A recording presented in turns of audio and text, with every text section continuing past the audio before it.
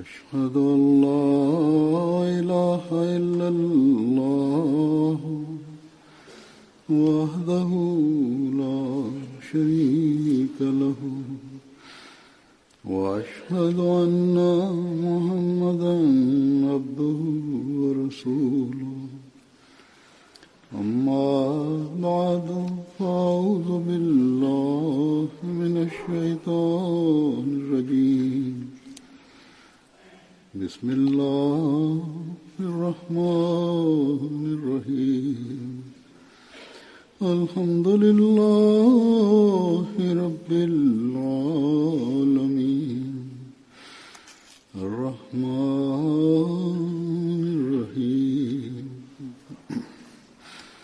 مالك يوم الدين إياك نعبد وإياك نستعين اهدنا الصراط المستقيم صراط الذين أنعمت عليهم غير المغضوب عليهم ولا الضالين.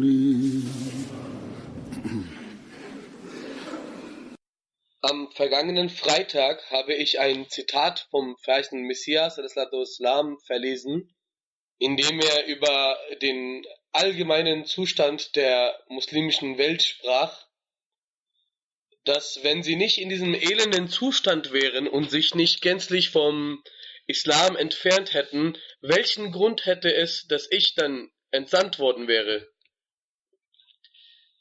Ihr Glaubenszustand ist sehr schwach geworden und sie sind von der Essenz und von dem Geist des islamischen Glaubens weit entfernt. Etwas weiter spricht er auch davon, das wurde zuvor in der letzten Freitagsansprache nicht erwähnt, dass nämlich sie fragen, was tun wir denn, was dem Islam nicht entsprechen würde? Wir sprechen doch La ilaha illallah Muhammad Rasulullah, das islamische Glaubensbekenntnis. Die Muslime pflegen in der Regel dieses Glaubensbekenntnis zu wiederholen. Und sie sagen, wir beten doch auch. Und zur Fastenzeit fasten wir und wir entrichten auch das Zakat. Der verheißene Messias Islam sagt daraufhin, dass ich sage, dass ihre Handlungen nicht alle dem Prinzip der gerechten und weisen Handlungen der Amale Saleh entsprechen. Denn wenn es Amale Saleh sind, wenn es fromme, weise und gerechte Taten sind, wieso ziehen sie nicht entsprechende Folgen und Resultate nach sich? Das können nur wahrhaft fromme und reine Taten sein, wenn sie auch rein von jeglichen anderen Ambitionen sind und Absichten sind. Aber davon rühren ihre Taten fürwahr nicht. Wir sehen selbst in der heutigen Zeit, dass das meiste Unheil sich in den muslimischen Ländern ereignet, in den muslimischen Gruppierungen stattfindet. Sie sind bestrebt, einander abzuschlachten. Jeder bekennt La ilaha illallah und auf der anderen Seite tötet der andere, die ebenfalls La ilaha illallah Muhammad Rasulullah sprechen und beraubt ihm seiner Rechte und versucht den auf verschiedene Art und Weise Schaden zuzufügen. Ist das die Lehre des heiligen Korans, welche sie befolgen? Ist das der vorbildliche Charakter des heiligen Propheten Muhammad sallam, dem sie nachgehen? In der heutigen Zeit sehen wir überall auf der Welt, dass die Menschen dem Materialismus nachlaufen und wenn sie auch die Religion von der Religion sprechen, dann als Vorwand für ihre politischen Ziele und gedenken damit ihre Imperien aufzurichten.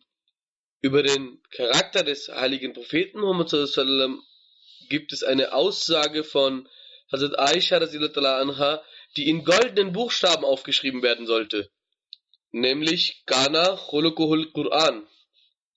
Das heißt, wenn wir also erfahren möchten, wie der Charakter des heiligen Propheten Muhammad sallallahu alaihi wasallam war, so ist der heilige Koran die Beschreibung seines Charakters. Und dieses vorbildliche Leben hat er uns deshalb vorgelebt, damit wir es nachahmen und befolgen, wir, die uns als Gläubige bezeichnen, und nicht nur, um laute Slogans auszurufen. Und das ist auch das, was Allah uns gelehrt hat, dass wenn ihr einen lebendigen Kontakt mit mir herrichten wollt, dann wird es nicht allein durch die alleinige Lippenbekenntnis von La ilaha illallah geschehen. Vielmehr, wenn ihr meine Liebe erreichen wollt, dann folgt meinem geliebten Propheten, ahmt seinen Charakter nach, dann werdet ihr zu meinen Geliebten und somit den Rang der Nähe Gottes erlangen. Ansonsten sind eure Lippenbekenntnisse leer. So sagt Allah: قُلْ إِن كُنتُمْ تُحِبُّونَ اللَّهَ فَاتَّبِعُونِي يُحْبِبْكُمُ اللَّهُ وَيَغْفِرْ لَكُمْ ذُنُوبَكُمْ وَاللَّهُ غَفُورٌ رَحِيمٌ. Das heißt, sprich, wenn ihr Allah liebt, dann gehorchet mir, folget mir, so wird Allah euch lieben und euch eure Sünden verzeihen. Und Allah ist allverzeihend, allbarmherzig. Ist das der Zustand derjenigen, die Allah liebt? Der Zustand der heutigen muslimischen Welt? In der Regel haben die Muslime den Glauben, dass ihre Gelehrten rein sind, aber sie sind diejenigen, die den meisten Unheil auf Erden verbreiten. Selbst einige Journalisten und Kommentatoren schreiben und sagen das offenkundig, dass diese sogenannten Gelehrte es sind, die Unheil verbreiten, und der allgemeine Zustand der muslimischen Welt erfordert, dass jemand da ist, der uns die Wahrheit des Korans und des Hadithes lehrt. Und diesen jemanden hat Allah bereits entsandt. Aber die Muslime weder wollen ihm zuhören, noch ihre Gelehrten sind gewillt, ihm zuzuhören. Vielmehr, sie verlesen Fatwas, religiöse Rechtssprüche, dass er ein Kafir ist, ein Ungläubiger ist, und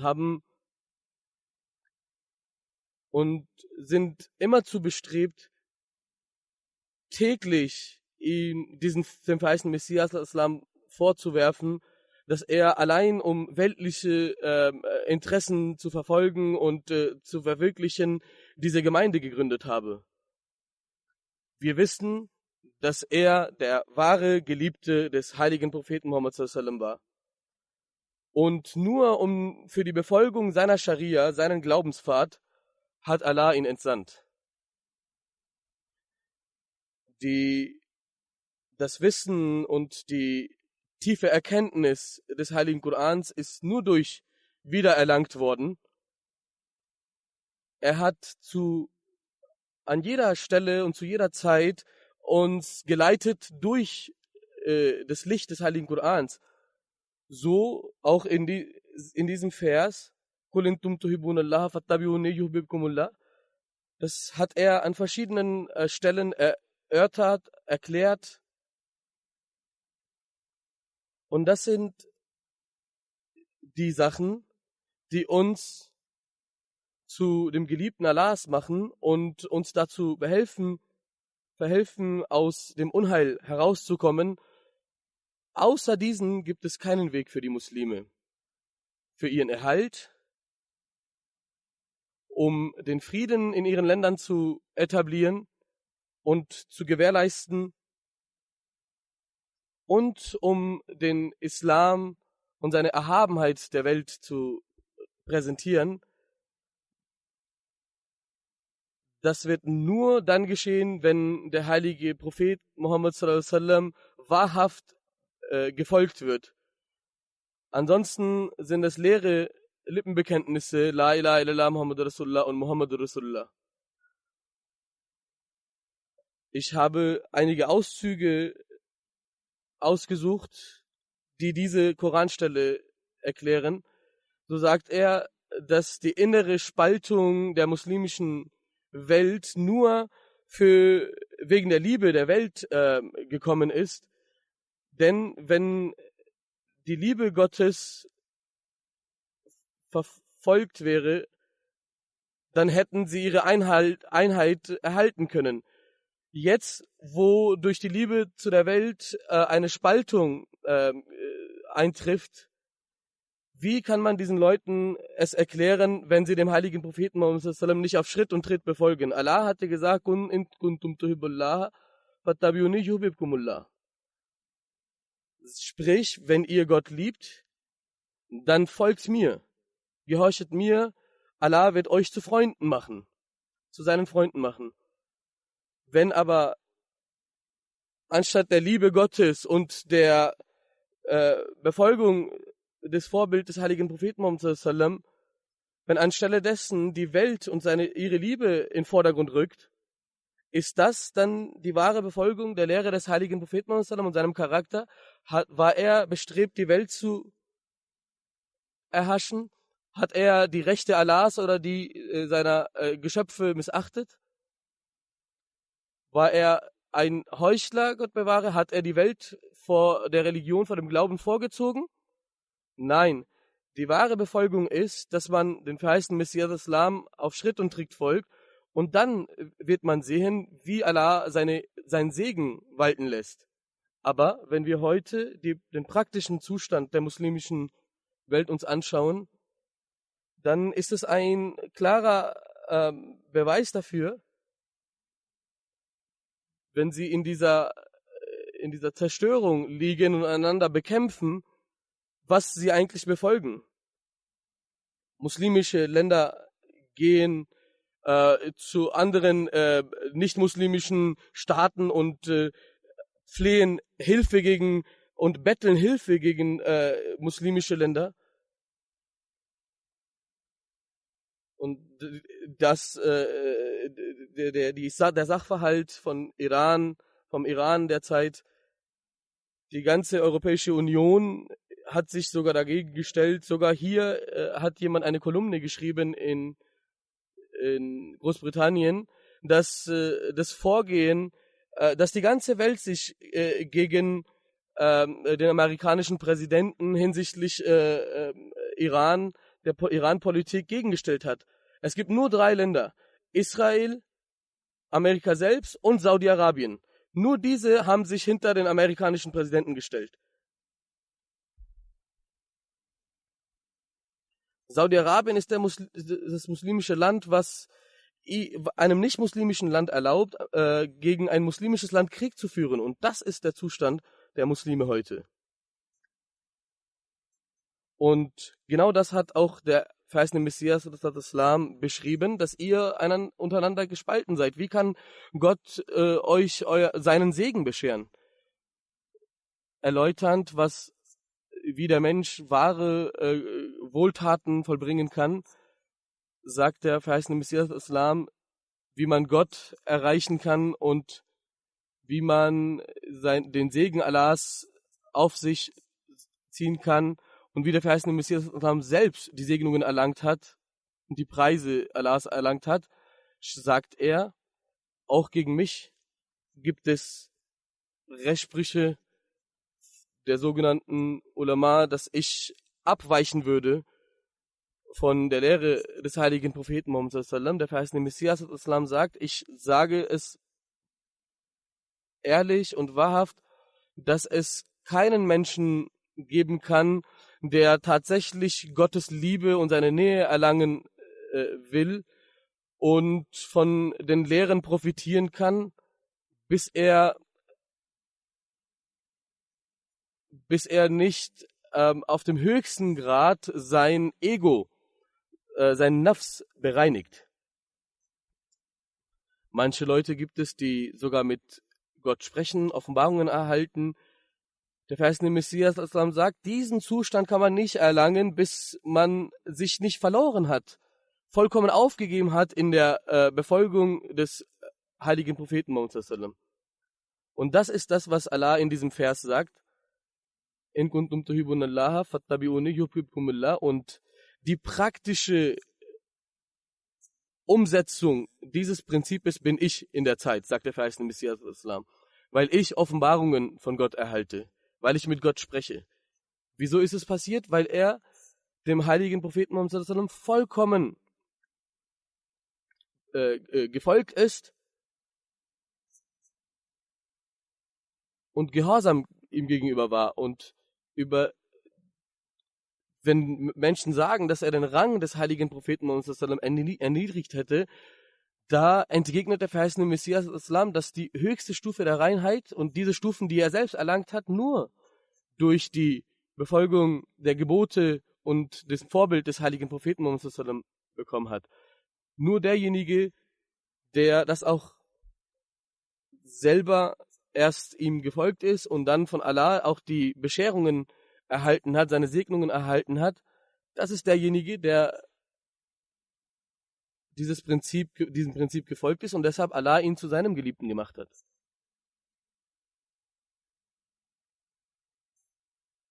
In dieser vollkommenen Gehorsamkeit und Befolgung des Propheten,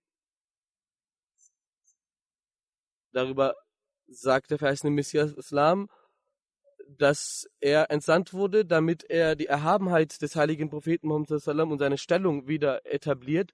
Und das alles mache ich, nur diejenigen, die einen Schleier vor den Augen haben, nur sie sehen es nicht. An einer anderen Stelle sagt der verheißene Messias sallallahu alaihi wasallam diesen Vers erläuternd: Sprich zu ihnen, wenn ihr die Geliebten Gottes werden wollt, dann habt ihr nur einen Weg, und der Weg ist, dass ihr mir folgt. Der verheißene Messias Islam fragt, was bedeutet das nun? Das bedeutet, dass meine Folgeleistung eine solche ist, die einen nicht der Segnungen Allahs beraubt, sondern in seine Nähe, zu seiner Nähe führt. Das heißt, wenn wir den heiligen Propheten Muhammad sallallahu alaihi wasallam folgen, dann wird es dazu führen, dass unsere Sünden vergeben werden. Er sagt, dieser Anspruch von euch, dass ihr Gott wahrhaft liebt, kann nur dann richtig sein, dass man den heiligen Propheten Muhammad sallallahu alaihi wasallam folgt.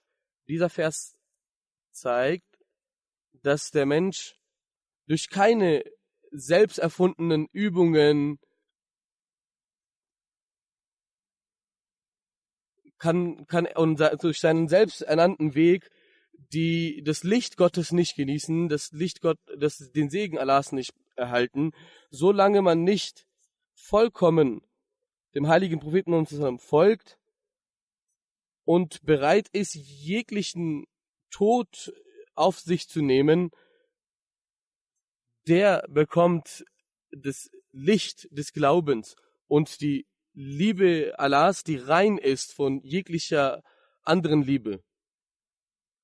Und dieser Mensch wird in dieser Welt noch sein reines Leben genießen und jegliche Oberflächlichkeit wird ihm entzogen.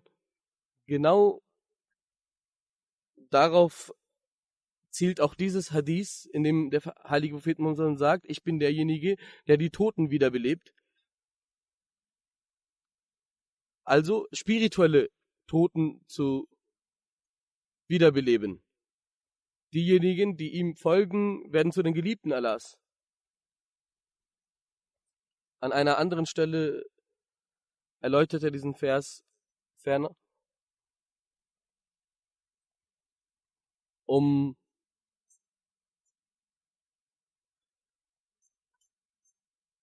tatsächlich Allah zu bezeugen, gibt es nur einen Weg, und der Weg ist in diesem Vers beschrieben: Kommt und folgt mir, folgt dem heiligen Propheten Muhammad sallallahu alaihi wasallam, sodass Allah euch liebt. Das bedeutet nicht, dass man künstliche Gebete sprechen soll, wenn das, wenn das der Glaube ist, dass man unabhängig einfach Gebete darbringt, ohne ihren Kern zu erfassen, ohne ihren Geist zu erfassen, dann ist es nicht das, was die Religion lehrt. Die Religion lehrt, dass der Geist des Glaubens erfasst werden soll und so gebetet werden soll, als würde man vor Allah stehen. Der Islam ist nicht nur der Name davon, dass oberflächlich die Gebete so erbracht werden ohne Geist, sondern der Islam ist, dass man sich wie ein Schaf opfern lässt. So wie der heilige Prophet Muhammad sallallahu alaihi wasallam gesagt hat, mein Leben, mein Tod, mein Opfer, all das ist nur Gott gewidmet. Und diejenigen, die diesem Prinzip folgen, sie sind auch bestrebt, die Standards ihrer Gebete zu erhöhen. Sonst sind das auch nur leere Lippenbekenntnisse darüber, wie man wahrhaft die Einzigkeit Gottes bezeugt, ein Gottgläubiger ist. Dafür ist auch die Antwort in diesem Vers gegeben, dass wenn der heilige Prophet Muhammad vollkommen auf Schritt und Tritt befolgt wird Allah euch zu seinem Geliebten machen.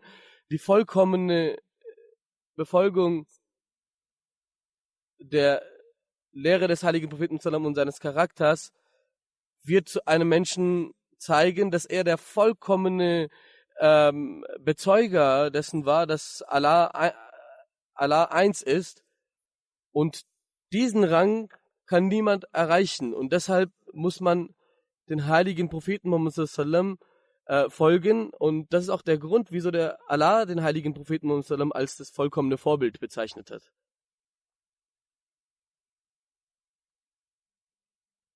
An einer Stelle sagt er, dass die Liebe Allahs der Mensch so lange nicht in sich vollkommen erwecken kann, bis er nicht der Moral, dem Charakter, die Moral und den Charakter des heiligen Propheten Muhammad sallam und seine Handlungsweise zu seinem Vorbild macht. Aus diesem Grund hat Allah im heiligen Koran gesagt, Qul in kuntum tuhibbunallaha fattabi'uni yuhbibkumullah. Also, um ein Geliebter Allahs zu werden, ist es zwingend, dass der heilige Prophet wahrhaft in seiner Sunna gefolgt wird. Also, wir sehen, auf der einen Seite wird hier beschrieben, wie richtig gebetet werden soll und was richtige Moral ist und was Tugend ist. Und so wie eben schon erwähnt, hat Hazrat Aisha radhiyallahu anha gesagt, Kana khuluquhul Quran, dass sein Charakter und seine Vorzüge sich durch das Lesen des heiligen Korans erkennen lassen. Deshalb ist es auch umso wichtiger, den heiligen Koran regelmäßig zu rezitieren. Bevor wir es anderen sagen, müssen wir selbst uns reflektieren, dass inwiefern wir, nachdem wir den verheißenen Messias angenommen haben, den heiligen Koran zu unserem Leitfaden gemacht haben. Inwiefern haben wir uns eingesetzt, die Wahrheit zu etablieren? Inwiefern erfüllen wir die Rechte der Menschen? Dann sagt der verheißene Messias an einer weiteren Stelle, dass nicht jedem Menschen die Fähigkeit gegeben ist, Allah auf direkte Weise zu erlangen, und das Mittel dazu ist der heilige Prophet Muhammad sallam und der heilige Koran, und derjenige, der davon ablässt, wird niemals sein Ziel erreichen. Der Mensch ist ein Diener Gottes, und der Diener hat die Anweisungen und die Gebote seines Herrn zu befolgen, und genauso, wenn wir den Segen Allahs erlangen wollen, ist es wichtig, dass wir uns zu den Dienern des heiligen Propheten Muhammad sallallahu alaihi wasallam machen. So sagt Allah im heiligen Koran: Sprich, o meine Diener, die ihr euer Ego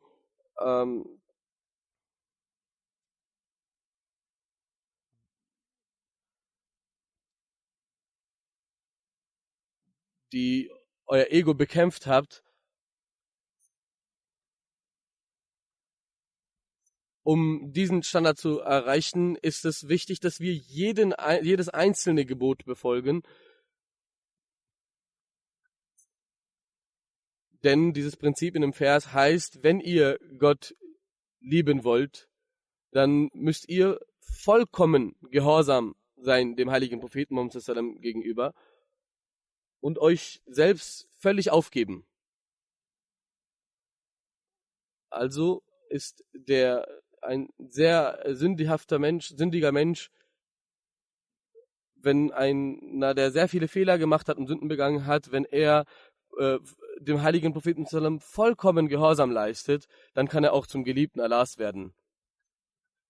Dann sagt er, um Gott zu erlangen, dann der einzige Weg dafür ist, dass der heilige Prophet sallam gefolgt wird.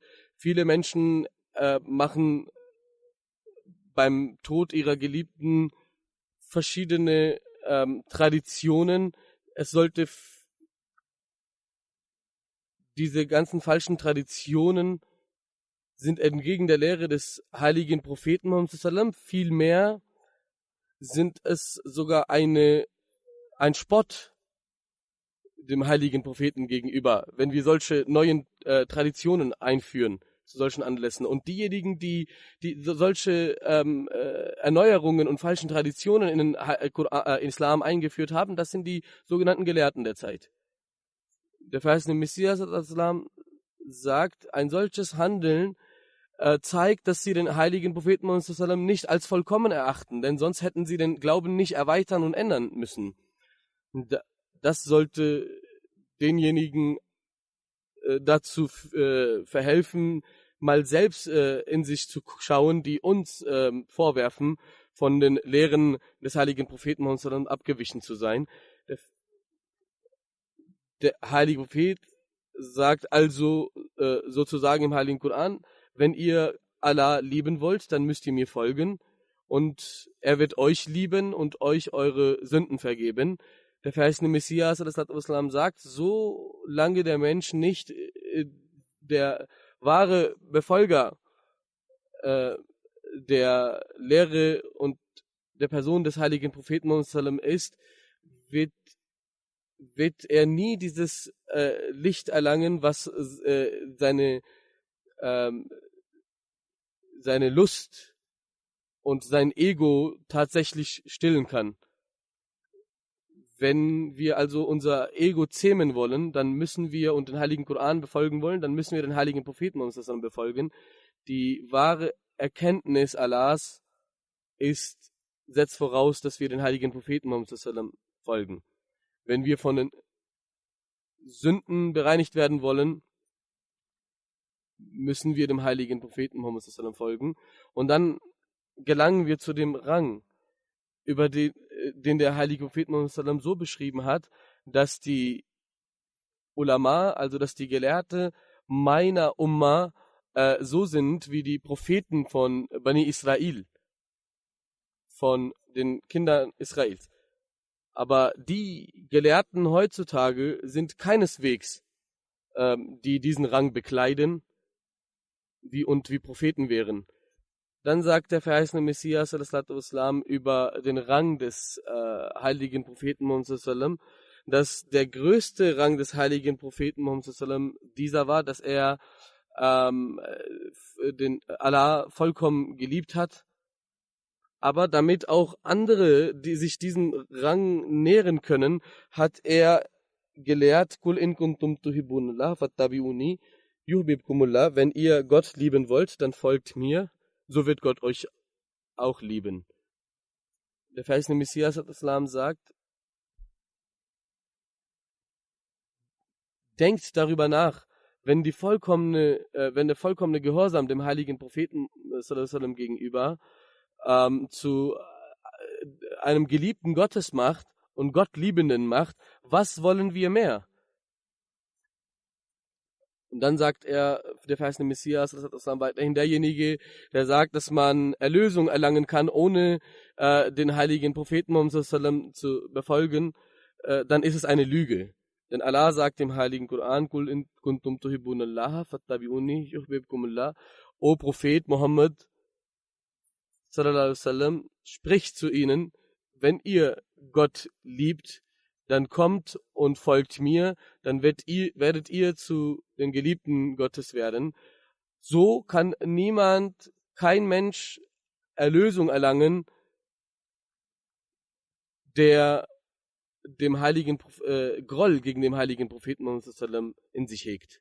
Das ist der Glaube des verheißenen Messias sallallahu alaihi wasallam.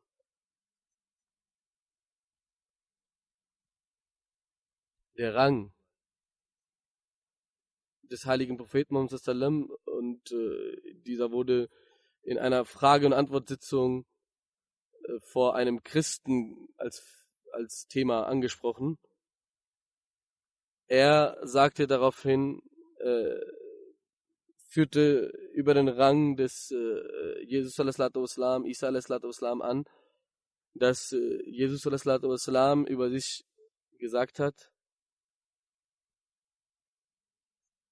Kommt zu mir, ihr die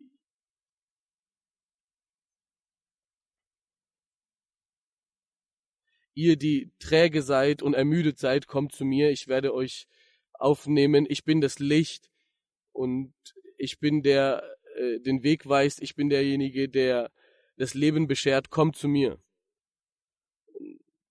Der Christ sagte, nachdem er das angeführt hatte, ob der heilige Prophet Muhammad sallallahu alaihi wasallam, der Begründer des Islams, ebenfalls für sich diese Worte und diesen Rang beansprucht hat. Und darauf hat der verheißene Messias sallallahu alaihi wasallam entgegnet, dass der heilige Koran eindeutig verkündet hat: Qul in kuntum tuhibbunallaha fattabi'uni yuhibbukumullah. Spricht zu ihnen, wenn ihr Gott liebt, dann müsst ihr mir folgen, so dass auch Allah euch liebt und euch eure Sünden vergibt.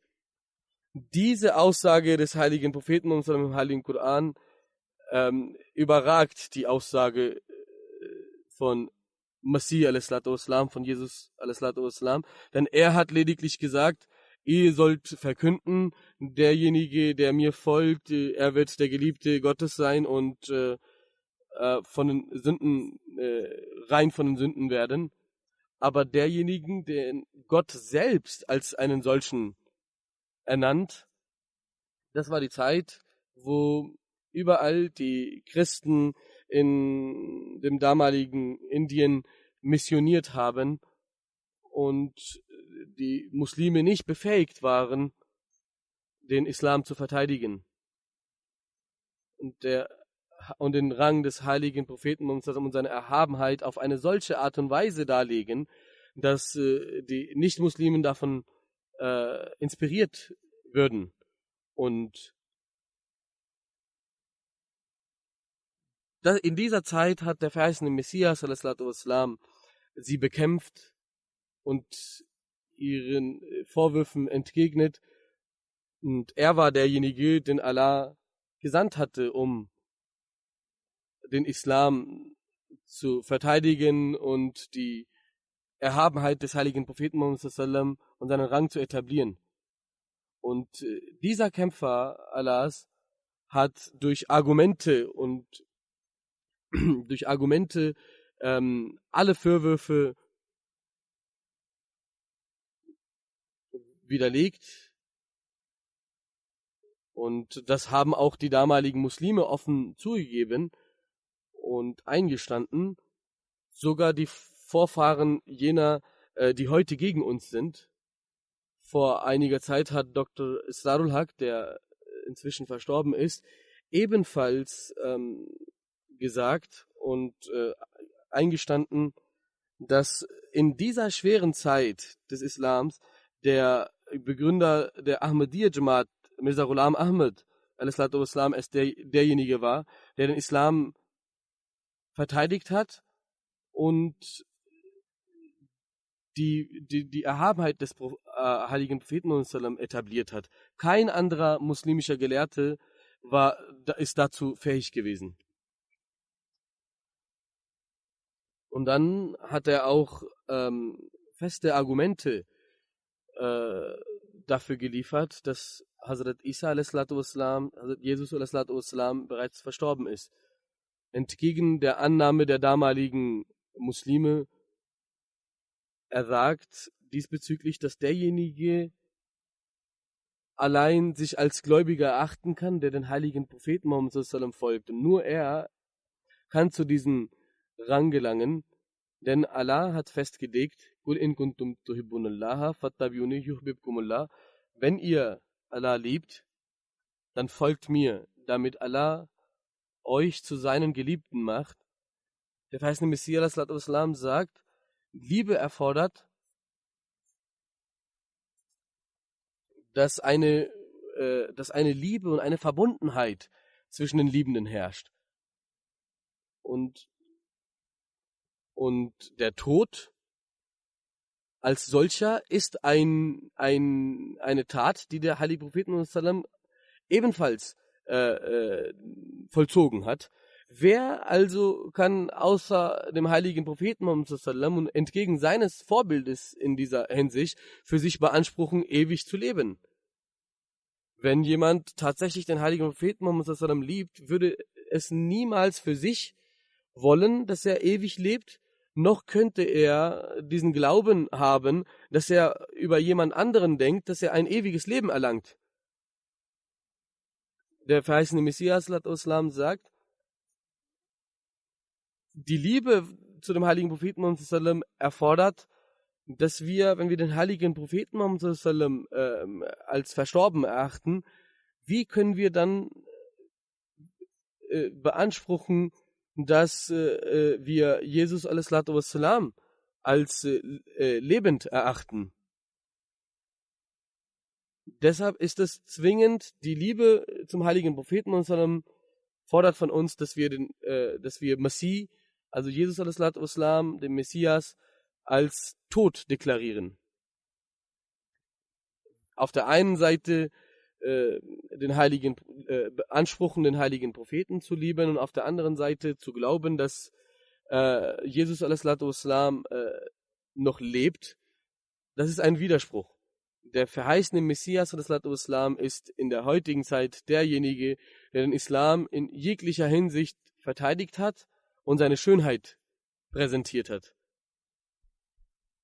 Und das war auch der Grund, wieso sich die Gelehrten aufgeregt haben und sich beklagt haben. Der verheißene Messias Islam sagt, immer wenn diese Gelehrten entgegen der Aussage des heiligen Korans Jesus Islam als lebend darstellen, dann gibt es den Christen den Anlass dafür zu sagen, schaut, unsere Religion ist überragender. Und das war worauf sie gar keine Antwort haben. Erst nachdem wir durch MTA diesen Vorwürfen entgegnet haben, haben sich viele unserer Meinung angeschlossen, aber es gibt immer noch sehr viele, die das nicht glauben wollen. Der verheißene Messias Islam sagt, dass das ein Spott gegenüber dem heiligen Propheten ist, zu sagen, dass Hazrat Isa a.s. am Leben ist und der heilige Propheten uns dann verstorben ist. Und das ist die Propaganda der Christen, die das dann für sich als Argument nehmen und sagen und spotten, euer Prophet ist tot, wen wollt ihr folgen? Und der verheißene Messias Islam erklärt, machen Sie nicht eine Schnur über die Khatamiyat, über den Rang des Propheten Muhammad als Siegel der Propheten, als den erhabensten Propheten, indem sie sagen, ein anderer Prophet würde am Leben sein?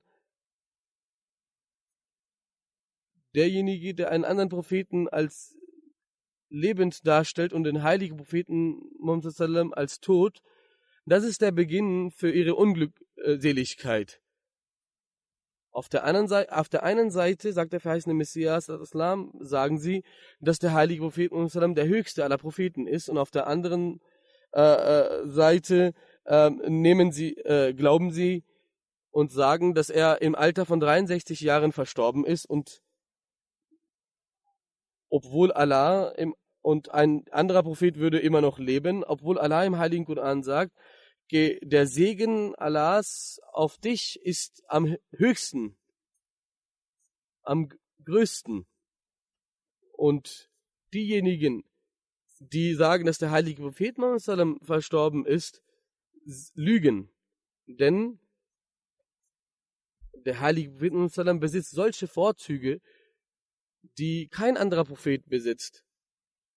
Und ich glaube fest daran, dass derjenige, der nicht predigt, dass der heilige Prophet Muhammad sallam am Leben ist, er ist ein Ungläubiger, ein Kafir. Und derjenige Prophet ist lebendig, dessen Gefolgschaft am Leben ist, lebt auch selber. Und diejenigen, die in Strafe und im Zugrunde gehen, die zugrunde gegangen sind, die können für sich nicht beanspruchen, dass ihr Prophet lebt.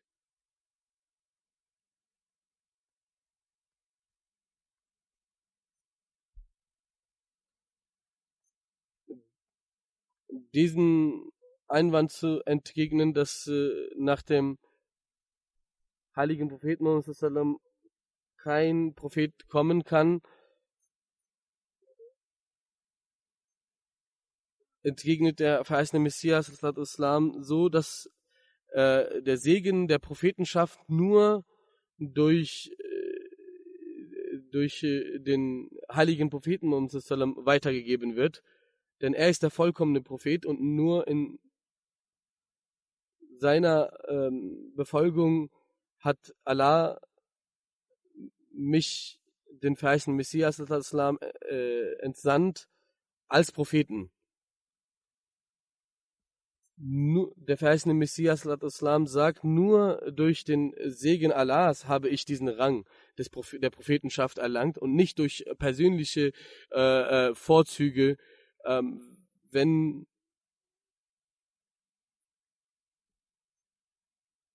Und ich hätte diesen Rang nie erlangen können, wenn ich dem heiligen Propheten Muhammad sallam nicht gefolgt wäre. Und all das, was ich erlangt habe, habe ich nur dadurch erlangt, denn ich habe den festen Glauben und ich weiß es, dass niemand zu Gott gelangen kann, ohne dem heiligen Propheten Muhammad sallam zu folgen. Keine Erkenntnis kann er erlangen, ohne den Propheten zu folgen. Und die Erkenntnis und die wahre Liebe wird im Herzen erzeugt. Und wenn diese einmal im Herzen erzeugt ist, dann weicht die Liebe zu der Welt ab. Und das ist dieses vollkommene, ergebene Herz, was befähigt ist, die Liebe Gottes zu erlangen.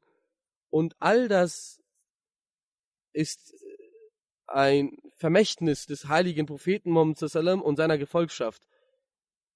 Denn Allah sagt, Kul in kuntum tuhibbunallaha fattabi'uni yuhbibkumullah, wenn ihr Gott liebt, dann kommt und folgt mir, damit Allah euch auch liebt. Denn einseitige Liebe und der Anspruch einer einseitigen Liebe ist völlig falsch und verlogen, denn nur wer dem heiligen Propheten unserem folgt, dann liebt Allah ihn, und die Liebe zu der Welt wird in seinem Herzen erloschen und ihm wird ein Licht im Herzen gewährt, was die ganze Menschheit anzieht. Und wir sehen, wie die Menschen von von fern weg aus afrikanischen Ländern angezogen werden von der Liebe des verheißenen Messias Islam und des Lichtes. Wenn die Liebe von allem anderen im Herzen beseitigt wird, dann erblickt Allah in diesen Herzen und offenbart sich in diesem Herzen, so wie in einem reinen Wasser die Sonne sich vollkommen spiegelt, so spiegelt sich im reinen Spiegel sich widerspiegelt, so spiegelt sich auch die Liebe Gottes in einem reinen Herzen und er macht diesen Herzen zu seinem Thron. Und das ist der Sinn, wieso der Mensch erschaffen wurde.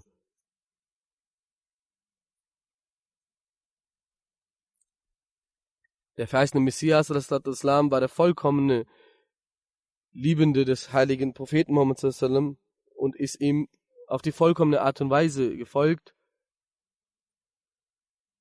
Möge Allah uns, nachdem wir an ihm geglaubt haben, auch diesem Vorbild folgen lassen und dazu befähigen, dass wir den heiligen Propheten Muhammad sallam vollkommen Folge leisten und entsprechend unserem Vermögen alles tun können, um dem heiligen Propheten unserem zu folgen und auch den anderen Muslimen die Sicht gibt, damit sie den wahren Geliebten und Liebenden des heiligen Propheten Muhammad sallam folgen und ihn annehmen.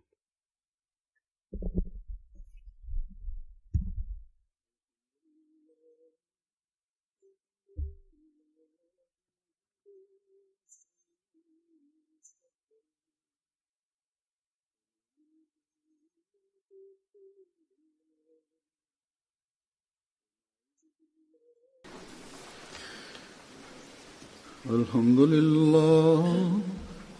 لله نحمده ونستعينه ونستغفره ونؤمن به ونتوكل عليه ونعوذ بالله من شرور أنفسنا ومن سيئات أعمالنا من يهده الله فلا مضل له ومن يضلل فلا هادي له ونشهد أن لا إله إلا الله ونشهد أن محمدا عبده ورسوله عباد الله رحمكم الله إن الله يأمر بالعدل والإحسان